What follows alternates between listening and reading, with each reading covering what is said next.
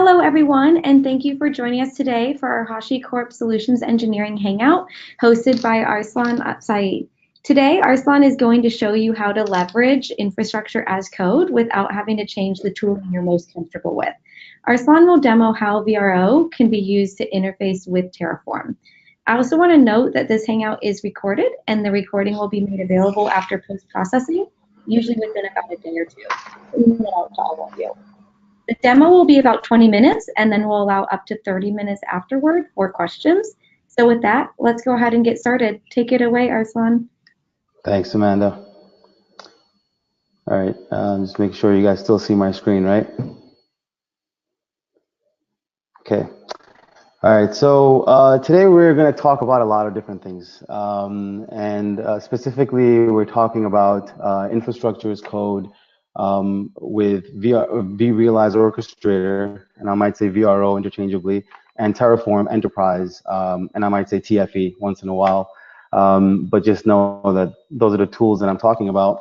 Right when we get started, I wanna kind of just talk about the goals of this webinar. There's a lot of things we're going to talk about, so I think it's important to understand where this is really going.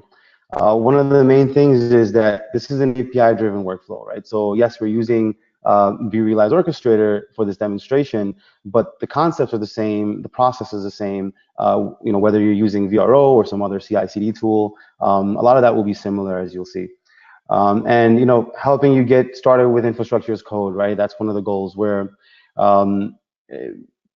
organizations that are currently having a lot of on-prem workloads, they've already architected many solutions. They've written tons of automation. They've done a lot of work, right? They've invested heavily into this infrastructure, but now they want to do infrastructure as code, and sometimes the process behind that is a little bit more difficult than just getting another tool, right? So the goal here is that we want to be able to integrate with VRO in this case, because honestly, VRO is pretty cool. I've used it for a couple of years, and it can do a lot of pretty cool things. It can get pretty complex. It does get, if you don't do things right, it does get a little confusing, but if done right, it's actually pretty powerful. By the end of this, I want you to have an understanding of Terraform Enterprise in general, but also I'll touch on some of the differences between open source as well. And then we'll jump into a few demos, code review, and workflow as well. What this is not is a competition between VRO and Terraform, right? This is more about how Terraform plays nicely with VRO and how how VRO can leverage Terraform and its capabilities, just like it does with everything else, right? Like ServiceNow or your Active Directory or whatever it may be that you've integrated with VRO already. You don't have to change that necessarily. Just bring in Terraform as another component and start using it right away. And this is not the only possible workflow, right? So as I'm talking, this is not the only way to do this. There's many ways to actually look at this these scenarios and how you would kind of solve them, even with VRO specifically. I might do something that you might not like at all, right? The code could have been refactored a lot more error checking, right? But the purpose of this was to stick to the integration aspect of all of this, and not to kind of jump into all the other cool stuff we can do after the integration. So just to level set on our enterprise offerings, a lot of you might be already familiar with open source, but Enterprise Pro brings in some pretty cool features. You have the UI, the workspace management, but what's most important to us here is the API coverage, right? We're able to interact with the API, do a lot of cool stuff without having to do some complex work. The remote plans applies, state, storage locking, that's extremely critical. When you're working on your laptop locally, that's not really a big deal, but once you're working in an organization and you're collaborating with other individuals, developers, teams, you want to be able to have that locking capability so no one's stepping over each other's toes, right?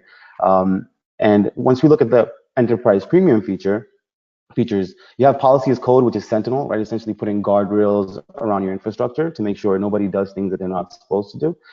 You have the capability of SAML. And the other thing to point out here is that you have a private Terraform install, right? So with Enterprise Pro, you only get the SaaS version. but with Enterprise Premium, you also get a private installation available, so you can have it sitting on your own network on Amazon, Google, Azure, or on-prem, wherever you'd like.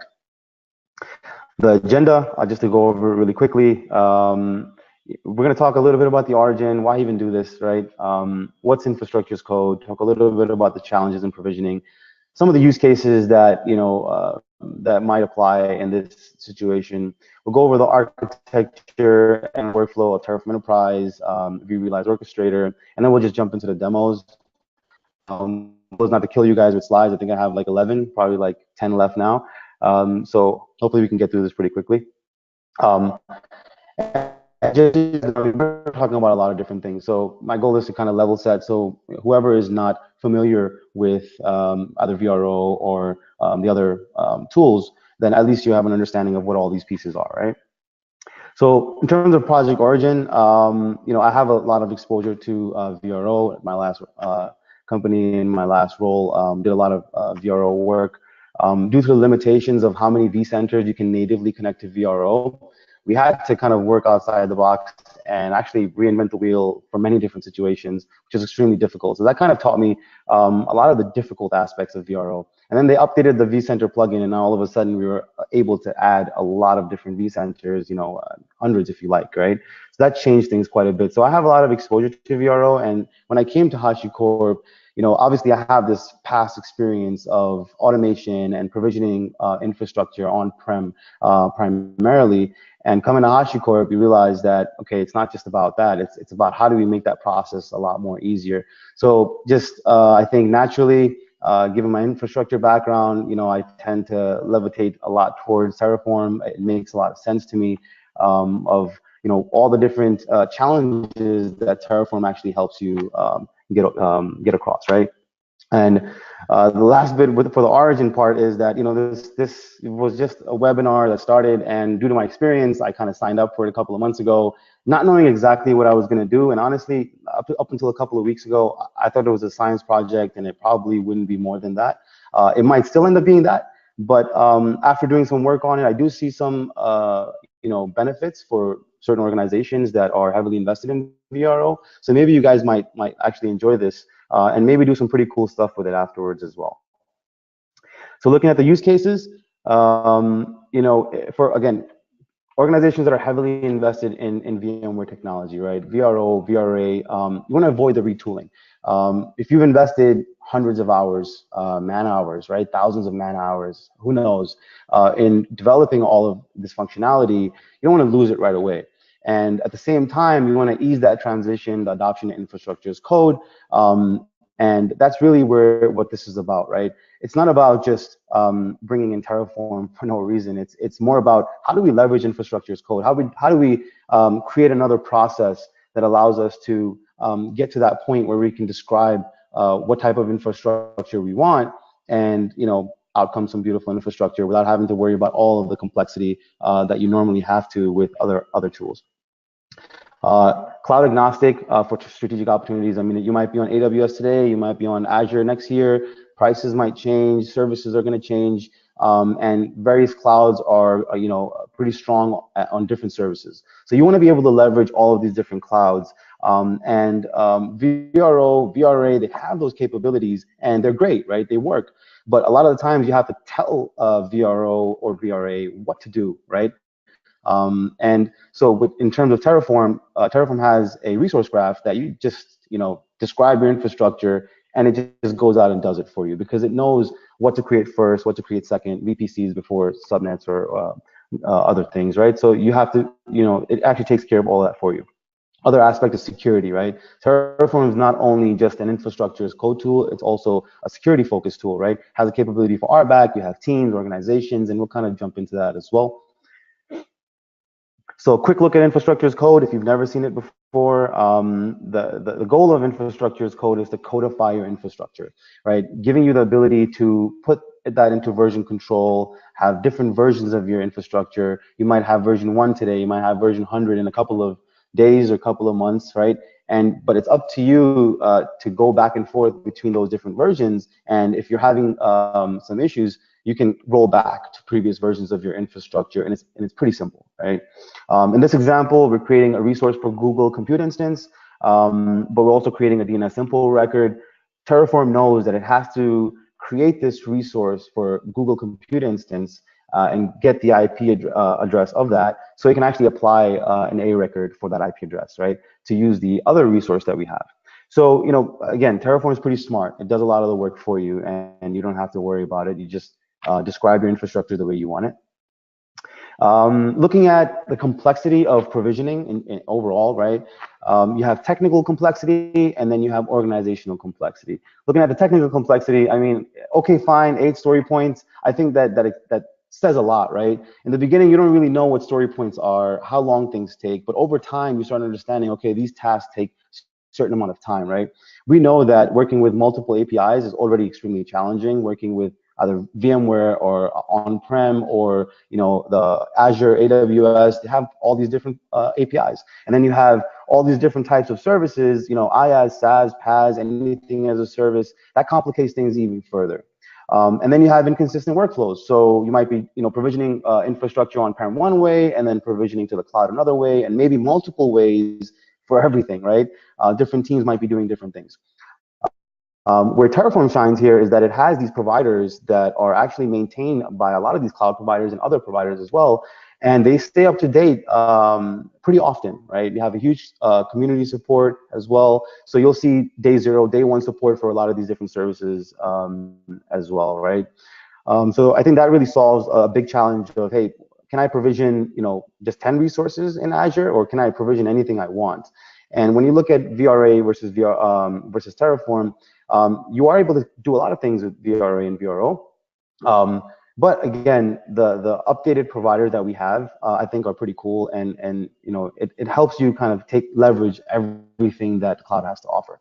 In terms of organizational complexity, the way I like to explain it is that if you think of a monolithic application, when you start breaking that up and your teams start to scale out, right, and you want to break up all your applications into different components to have different teams manage it, or maybe you're breaking it up into a 3-tier architecture. Maybe you take it even further and have some microservices going on, right?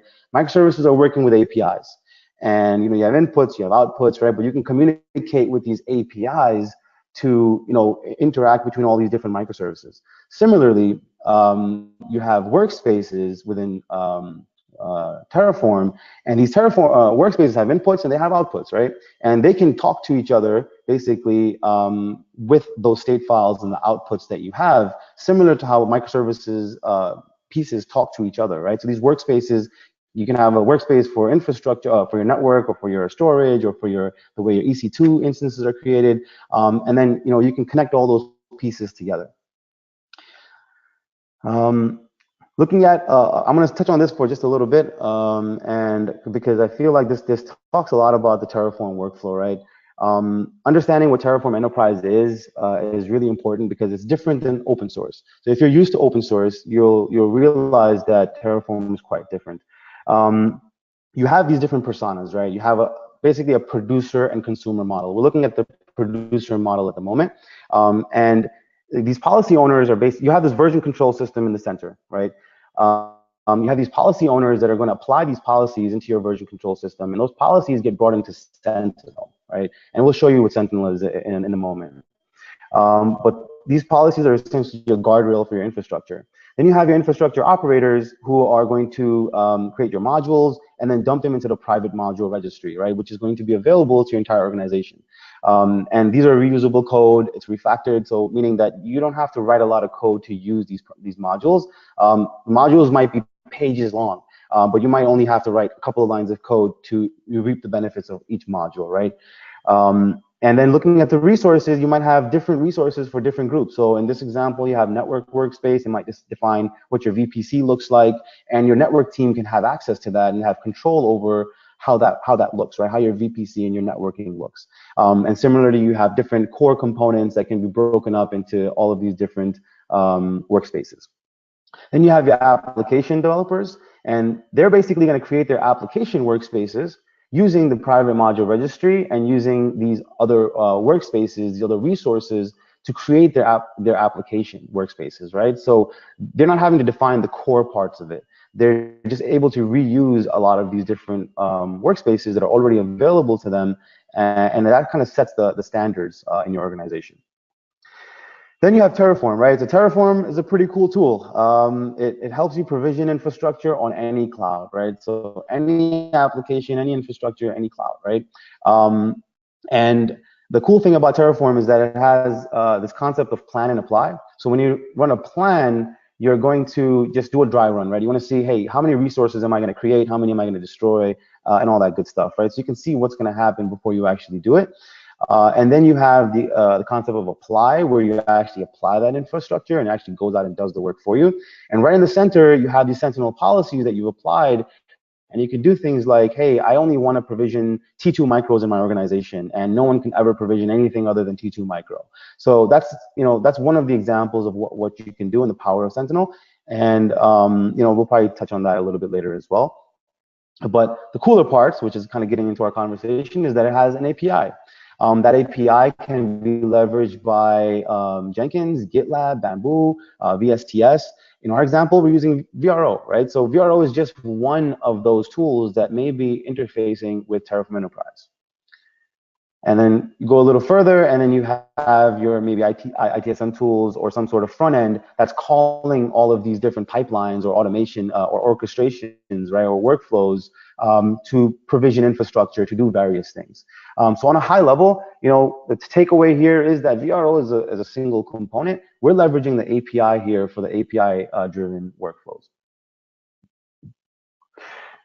There's a concept of Terraform runs on Terraform Enterprise.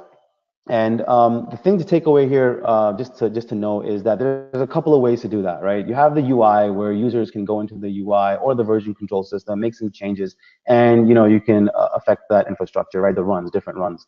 You have a TFV CLI, which uses the API, but it simplifies it into a little CLI, command line interface, right, for you to use. And then you have the API, right, which is what we're going to be focusing on. So there's a huge API documentation online that you can use and reference, and it allows you to do everything that you want. It's exactly what I did, and it's pretty thorough, so you can get through exactly what I've done today. Looking at VRO, we talked about Terraform already. Looking at VRO, right? Just to quickly talk about this, VRO works alongside of VRA, right? VRA is your front end, your service catalog, and all of that good stuff. It's not the important part today, right? That's not my focus. My focus is VRO, right? VRO is the workhorse. It's the one that actually does all the orchestration, and as you can see, it has different plugins. You can connect to the vCenters. You can have a REST plugin, and you can do various things with this orchestrator. So that's our focus today, is VRO and not VRA, because it could be any other tool calling your VRO workflows. Doesn't necessarily have to be VRA. And some organizations, they're using VRA, some of them they're not. Looking at VRO workflows a little deeper, right? There's many types of workflows. You can see there's a PowerShell workflows. You can see there's mail workflows, HTTP REST workflows, SNMP.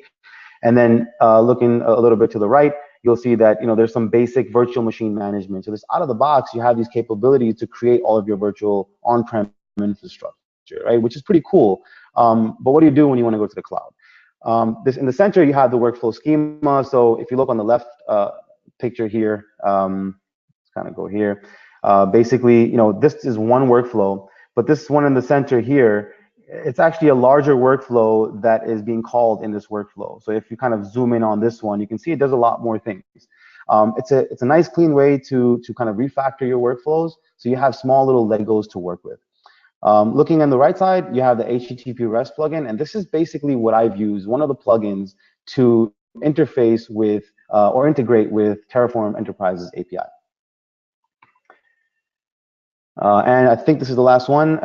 This is basically the overall workflow, what we were trying to achieve. A lot of work went into doing a lot of the underlying work, but this is essentially what we're trying to do, right? We're trying to create a workspace, define some variables within that workspace, create a file to upload which contains my Terraform code. I want to look up a workspace ID, then I create a new configuration version, which basically allows me to get a URL that I can upload these configurations to. Then I actually upload the configuration content files, and then I can delete them. So that's the end of the slides. 22 minutes. I think I did better than I thought I'd do. So let's jump right in. And you're going to see a lot of failures, a lot of different things, a lot of testing going on. Again, there's still a lot of work left here. I think we've only scratched the surface of what we're able to do. But the focus here, again, is the integration aspect of things. So right when we jump in, right, basically, if you've never seen VRO before, there's a lot of things that you can do in VRO. There's plugins, there's workflows, there's things called actions. So there's a lot of different capabilities that you have. Our focus today is workflows. So a lot of the workflows that I made could have been refactored into actions to basically simplify your code, make it more efficient. But testing actions is not very easy. So it's easier to do it in workflows. I have these sub workflows that are doing a lot of the underlying work. So I have this core workflow and this Terraform request, which is essentially just making the API call, right? So I've built it in a very layered approach, so I can make changes to this REST call, and it'll kind of propagate to all of the other calls that I'm making, right? All of the other workflows that I have. Think of these as Legos. You put these Legos together, and it does a lot of cool stuff. So in terms of this Terraform request, I'm setting some tokens that Terraform requires. So I've already set these tokens in the back. I'm not going to show you my tokens, but the tokens are there. And if you look over here, I'm actually setting tokens based on when I run this. And I might have to pull some things back and forth the way VRO pops things up. But you can see when I run this, I can select an org, and then I can actually select the URL or the endpoint that I'm going to call and the type of request, and I can put some content type in there as well. So if it was a post, right, I can actually put the content here. So that's a simple REST call. I have an SSH command that connects to a particular host, and it's able to run SSH commands. So this is my core workflows, and I use these to do a lot of the other stuff, right? So there's these utilities, and this is basically doing a lot of the work that I needed to do to upload and containerize, or I should say, zip up, this Terraform code to push it to a Terraform workspace, right? So a lot of these utilities are being used in these operations here. I can go into one of them just so you can see what it looks like. It's literally just putting together this command based on the name, and it sets these different folders, and it can zip up a folder into a tar.gz, which is required by Terraform. And again, simple commands here, a git clone, being able to do a curl to upload this file to that configuration version that I mentioned before. So you have all these utilities, and then one step further, you have all the Terraform operations, right? The focus is the top 4 at the moment, right? There's a lot of other ones, a lot of different ways you can access other parts of the workspace and the organization and various OAuth tokens. But our focus is these top 3 here, right? First one is going to create a workspace. So I want to go in and I want to actually create, and I want to show you guys in Terraform exactly what this means, Terraform Enterprise. But basically, I want to be able to create these workspaces. And you can see there's been a lot of tests here. Looking at my latest workspace that was run, let me actually go into, well, actually, you can see it right here. Once it created it, it gave me an ID. That's what I'm really after, right? And what you can see in each one of these workflows is that there's inputs and outputs. So when I create this workspace, I have an output for my workspace ID. So I can basically use these outputs for my subsequent workflows, and that's exactly what I'm doing. So similar to creating workspaces, I have the ability to push some variables to that workspace. I have the ability to create a configuration version. Like I said, it gives you a URL. We can actually dig into this as well. So looking at pushing the variables, I have the ability to run this, and it will pull up this here, and I can set some variables. And you can see that this is actually giving me a bunch of options, a range of to create an array. And I can set my keys, my values, whether or not this is a sensitive value, and you'll see that in Terraform as well. What type of category is it? Is it a Terraform variable, or is it an environment variable? Excuse me. So you can create multiple variables here. And so that's one of the things that you need to do. And then we want to create that configuration version, right? So that configuration version is basically going to be applied to my workspace. And what that does is it outputs a URL that I can upload my configuration to. So that's essentially all I needed here. And then once I have that, I can upload my configuration.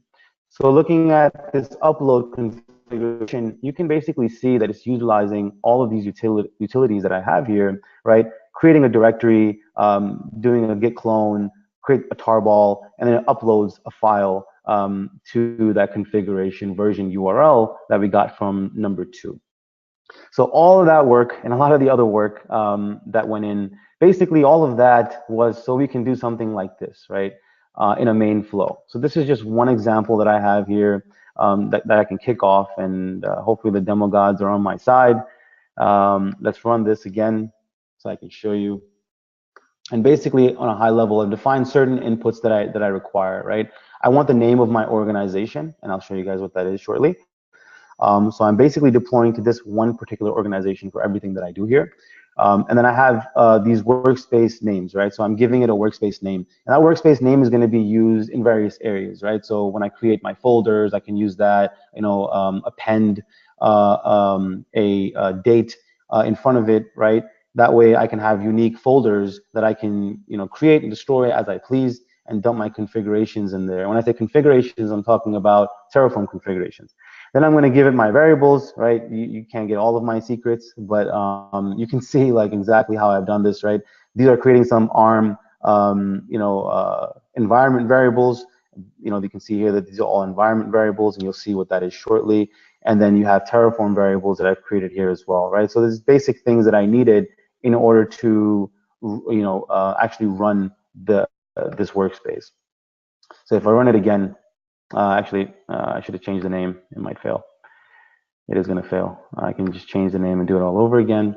And that's the beauty of this, right? You can do this again and again and again after the work is done. So I'm going to just go over to demo 2, and I'll show you exactly what that does. And hopefully that works. So you can see it's going through all the different workflows, doing all those different actions, and by the end of it, you get a little check mark and everything looks good. But now you got to go in and actually verify, what did that actually do? So let me bring over my Terraform. If you've never seen Terraform before, I'll give you guys a quick overview. Terraform Enterprise, I should say specifically. On the top level, I have a bunch of organizations, right? I'm just going to go to Arslan Hashi, and that's my organization. I play around with it all the time. But there's other organizations that I create, like for this, I did a Microsoft demo, so I created an org for that, so I can just create it, destroy it whenever I want. I did a similar thing for the VRO demo. But if I look at Arslan Hashi, on the top level, this is my organization, and I can set various things on that organization. So I can create things like teams. I can have a developer team, an operators team, a networking team, right? And I can have individuals in those teams. They can have various levels of access to your workspaces or your organizations. You have VCS providers, so you can actually connect directly to some VCS provider like I have here, and this entire organization can start using this OAuth connection to that GitHub user, right, that account, and that organization, I should say, right? So that's pretty powerful as well. You have API tokens that you can create, and there's various types of tokens. So organization tokens are usually for teams and membership and all of that. You have team tokens that allow you to basically use it for services like CI/CD pipelines. So you can use that with VRO as well. But then the user tokens are actually running a lot of this infrastructure, right? So now you have fine-grained control over who's doing what and what tokens are being used, and then you have capability to check the logging as well, right? Drill a little further, looking at policies. We were talking about policies earlier. This is Sentinel, and it's the Sentinel code. It's pretty easy to read, fairly easy to read. There's a lot of examples that we have. This is one of the simplest examples to understand. And what this is saying that these are all the allowed VM sizes that I'm allowing for Azure. If anyone uses anything aside from this, do not allow it, right? And how I do that is I can set various enforcement modes. So if I said I don't want anyone to ever provision, nothing that's outside of these allowed VM sizes, I can set this as hard mandatory, and no one will ever be able to do so. If they had admin rights and you want to give them the ability to override, it can be a soft mandatory, or they can put it as advisory and they'll just be warned, right? So that's an organization. If we drill into back to VRO demo org, you can see I created a couple of orgs, right? And I did have some issues with Azure, so maybe this might not fully be successful, but you can see exactly what's happening here. So just by running that one workflow, I was able to do all the work that I needed to do here, if I was doing this manually, and similar to like a CI/CD pipeline, I'm able to kind of, automate that entire process. So the first thing you can see here, there was an API integration, right? This is my run ID. So obviously back on the back end, you have these configuration files that were actually uploaded to this particular run, right? Or this particular workspace configuration version. The next step is you have the plan, right? And once you go into the plan, you can see, if you're familiar with open source, right, very similar, you can kind of see exactly what it's about to do. So this is that dry run I was talking about. And this dry run is basically, saying that it's going to add 12 things. It's not going to change anything, not going to destroy anything. So it's fairly new, right? There's no modifications here. It's something brand new. These are the policy checks that I was mentioning before. So imagine every single time your developer or your application owners, they run a request, right? They're automatically, their configurations or their code will actually go through these policies, right? And it'll actually check for various things. And if you want to match various conditions, like I want MFA and I want this particular VM size and I want it to be in this particular time and only this particular region, you can set a lot of different criteria to kind of check these policies, right? So I think the options are pretty in depth, and a lot of the code is available online as well, and examples. But you can get pretty clever with this as well. Once that's done, it'll actually go into the apply. Right now, I have it as it's not set to auto apply, so I have to come into Terraform and say I want to approve this. So I approve this workflow. And I'm going to say, all right, I have the approval and I can run it. It's probably going to fail, but I don't think that's the important part here. The integration does work. There's some issues with Azure, I think, going on temporarily in our organization. So that might be causing some of this. A lot of us use the same demos some of the times. That causes some issues. But the point here is that the entire process of Terraform was managed by a whole nother tool. So similarly, like I mentioned before, this process is very similar if you use either Jenkins or Travis or GitHub or say the other CI/CD tools, right? VSTS and all of them. The process is the same. You have to do a lot of these steps that I just kind of showed you for those as well. So that's the process of that, right? But you can also see, I'll go back in here and I want to show you guys the variables that I created. So this actually created the variables for Terraform, the Terraform code uses, and I can pass them in. I could do some cool stuff like have multiple workspaces for a particular app, right? Say if it was app 1 and I had app1-dev as a workspace. And then I had app1-prod as a workspace.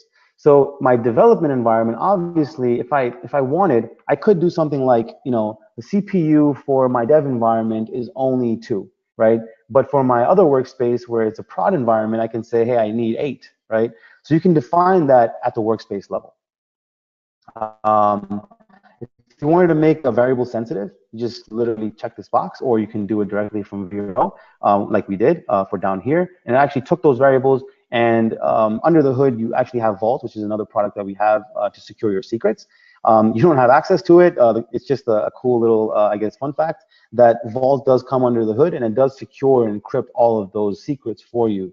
So they're safe, right? And you don't have to worry about people even looking over your shoulder, when you're looking at some of your workspaces. The other thing to note here is that you have multiple runs. So right now I have one run here. If I were to go back to VRO and just run this again, right? And actually, I'm not going to do that. I'm not prepared for that. But the point to make here is, let's go back and let's actually look at a different one for the purpose of time. And let's go to another workspace, and then you can see this one. So this also has one. So take my word for it. Every time you make a run, I did clear this out before to kind of make it a little easier for you guys to see. But you'll have multiple runs. So every time an operator makes a run for this infrastructure, or someone makes a request, or Terraform triggers it automatically somehow, right, through your pipeline, you'll have all the runs here, and you can kind of drill into the runs. And similarly, how I showed you the one run, you can actually drill into every single run and see what happened, what failed, why did this thing fail, right? There's some issue with subnets here. Why is that there an issue? And you can drill into those issues very easily, and you can see the different runs that occurred. And then those runs will actually give you state files, like I was telling you before. And these states, oh, yeah, something's going on funky here. Let's go to something else and look at another state so I can show you guys. But this is another state.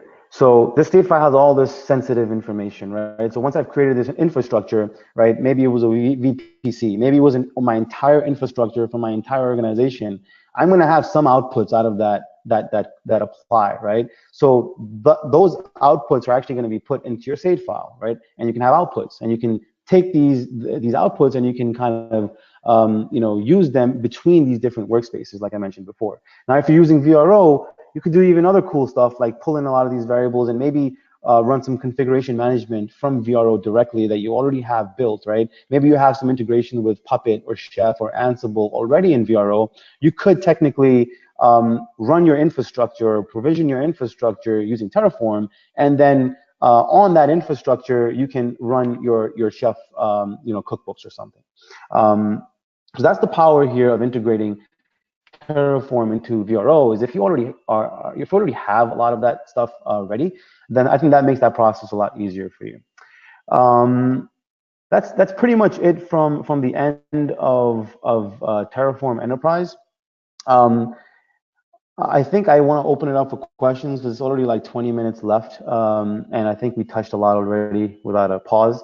So I will kind of open it up to questions now, Amanda, and see if anybody has any questions about what they saw so far.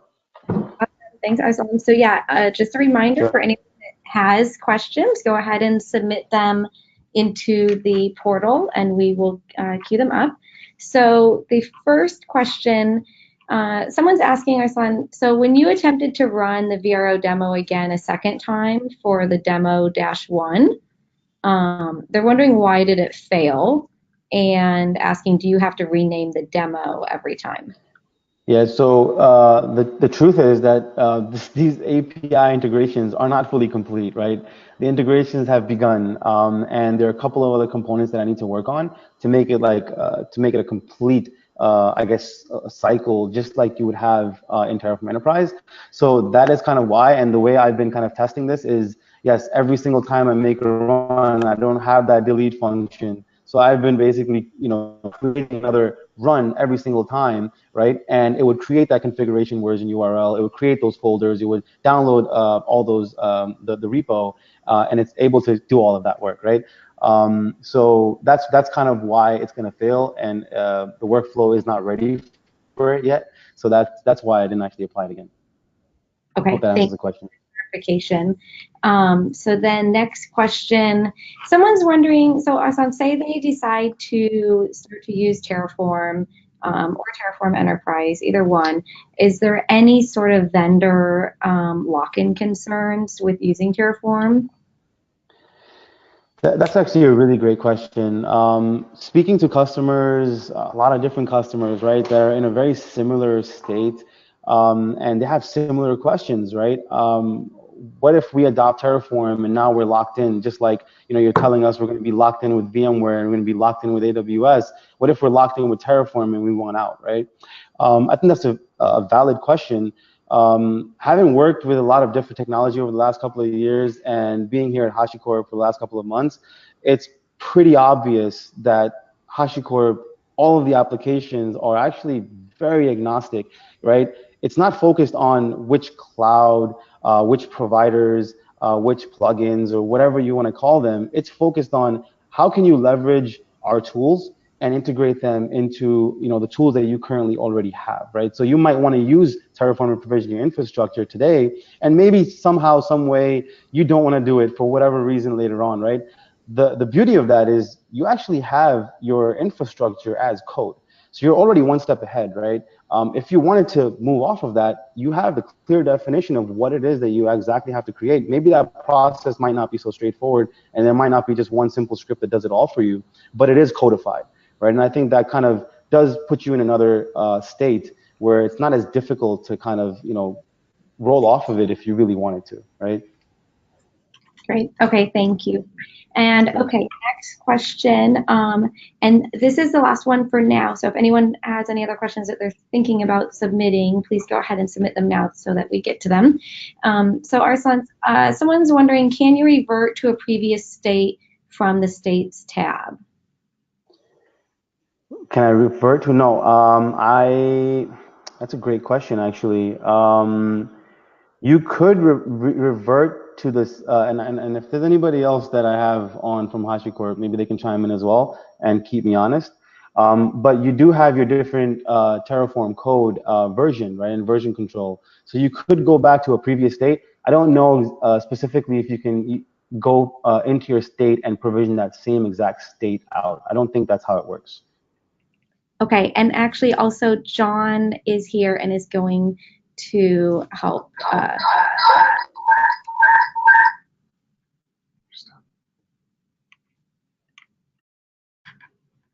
Hey everyone. Yeah, so with the question around reverting states, so you can go back to previous states. Arslan, can you click into one of those states? Okay. I know we just updated some of the UI. There is, I believe, yeah, go to one of the older states. Okay, so there used to be the ability to do it. What you can do is pull it down and go to one of your previous states locally and then push it back up. And that would be one way that you can revert to an older state. So all of them are versioned. You just have to bring it locally. I believe we'll be adding the functionality to revert through the UI. I know that was functionality that had existed before, but with some modifications to the UI, it doesn't appear to be on there now. But using the API or the CLI, you can download whatever state version you want and then make that change locally and push it back up. Cool. Good to know. Okay, awesome. Thanks, John. And thank you, Arslan. So I think then, let's see. Okay, one more question. So Arslan, is there a way to put policy around what can be provisioned in VMware? Yes, there is a way for you to do that. So you can apply your Sentinel policies to your specific code, right? So if you're provisioning, if you're using, let's say, if you have your templates for Terraform templates that are actually using the VMware providers, and you're provisioning infrastructure onto VMware, they will follow the same process as if it's going to any other cloud, right? It's still going to go through that plan and apply phase and have Sentinel in between. So it will actually check and apply those policies specifically. I guess it would depend what policies are you talking about specifically. But in general, yes, it would also apply to your VMware infrastructure. Awesome. Okay, thank you for the clarification. Okay, then I think that will wrap up our Q&A today. Thank you, Arslan, for getting all of those, and I hope everyone enjoyed today's Hangout and has a better understanding of how you can use Terraform with VRO. Thanks for joining us, and a big thank you to Arslan for his time today. As I mentioned at the beginning, this Hangout was recorded, and we will make the recording available on our website after processing. I will send an email to everyone who registered with that recording link. So with that, we are all set. Have a great day, everyone. Goodbye.